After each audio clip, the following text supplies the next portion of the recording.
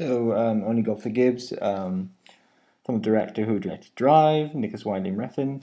Um, I don't know where to start really because there's so many problems with this movie. Well, I'll just start with positive that it does have the style of like a really good-looking movie, but it soon goes into this whole disarray of too much style, too much this, and Drive didn't have that. I mean, it was obviously stylistic, but it wasn't like obviously stylistic in your face. And then they found with this movie that it didn't really have what Drive had, and it definitely didn't have what obviously Tarantino has in Kill Bill, where he obviously has obviously style, but he uses it with certain panache and he shows it in a way that you get engaged with the world he's showing you. And with this, you don't. And I think the problem with why this movie doesn't work is because the characters aren't as interesting as they were in Drive. Definitely not as interesting as they were in Kill Bill. Hasn't got that flair that Drive had that made it really interesting. And obviously, some people have been saying, "Oh, people are stupid. How can they, obviously say this is like going to be like Drive?" And yeah, I get that. That's all fine, but you'd at least expect it to be good. And it's not a good movie. And a lot of people have said it's not a good movie, and it's a shame because you want it to be good because Drive was so great and sort of just came out of nowhere. There's this new talent on the screen, and now he's sort of done Drive Reverse. That's what I think, and it doesn't have really any good acting in it apart from Kristen Scott Thomas, who's always good in any movie, and her character is a bit of a bitch, but she plays it really well, and I think she sells it. That she's the only acting person in the entire movie, and she's the only person who does anything, and it's just like Ryan Gosling's just doing his sort of traditional, kind of thing, not really acting, and from Drive. And I'm not saying he hasn't acted. It's just like in Place Beyond the Pines, he had sort of that thing of not saying that much, but that was fine. That worked really well, and with Drive, that was good. But now it's just got a bit stupid, and it just feels a bit and him not doing anything and have no expression, just and it's it's just the most odd thing that this film is so boring. I mean, I don't get it. I mean, it should be entertaining at best, but it's not even that. And I found large sections of it just getting really, really bored and having no fun at all.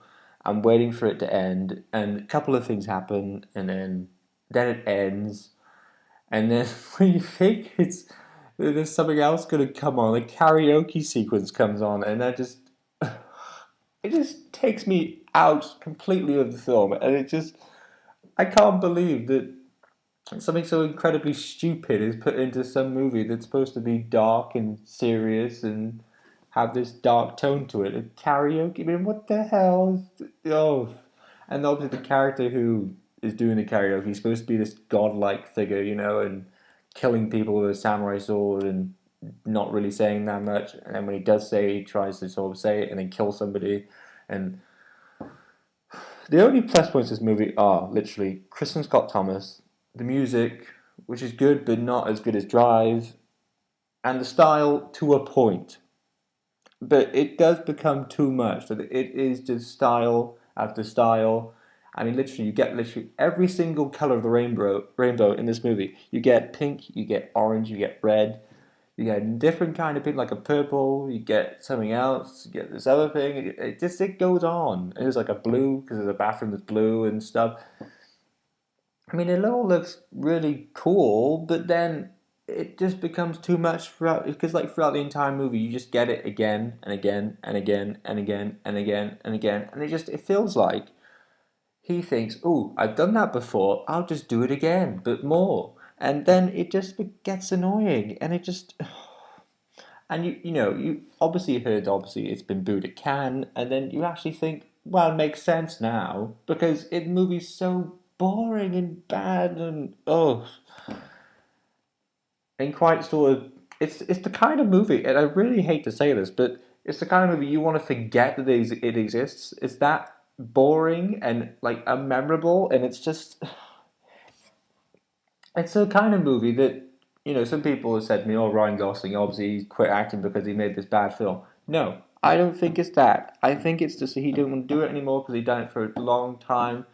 But this is a bad film still. But that doesn't mean he quit on this film. I mean, I'm sure they thought the film was great when they were making it and they had a fun time. And, I think you can never really tell what a movie's going to be like until you edit it together and construct it. A bit like American Splendor was saying last night when I was watching that. I mean, that's a pretty good movie.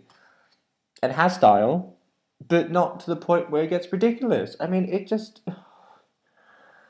I think with that, obviously, it was a comic book, so they're using style, but here it just doesn't work really, and it doesn't.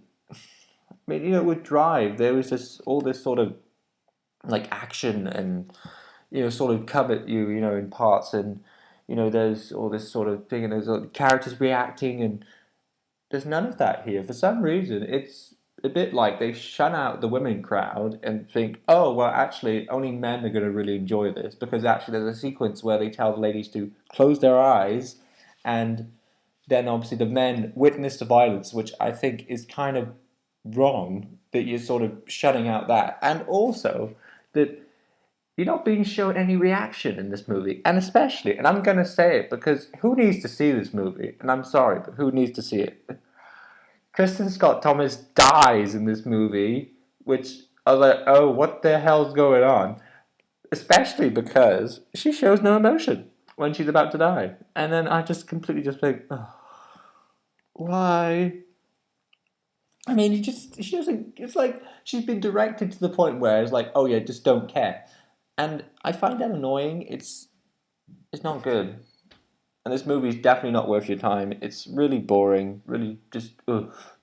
And the characters don't really care that they're in it. The acting is atrocious for the most part. Someone being British and Australian, and then and it's annoying that Nicholas Winding Refn had this really great start with Drive, and now it's just gone straight back the other way. And it will he make another good movie in the future? I hope so.